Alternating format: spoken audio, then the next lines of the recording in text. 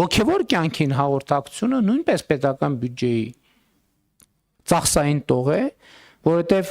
այսօր մեր պատմամշակութային բազմաթիվ հուշարձաններ, որոնք այդ թվում հոգևոր կյանքի անբաժանելի մաս են, որպես պատմամշակութային հուշարձան պատկանում են պետությանը, այսինքն պետության սեփականությունն են եւ գտնվում են պետության հոգացության ներքո։ Եվ այդ թվում ենթակառուցվածքներ պետք է լինեն, որպեսզի մարդիկ հնարավորություն ունենան հաղորդակցվել այդ հոգևոր արժեքների հետ։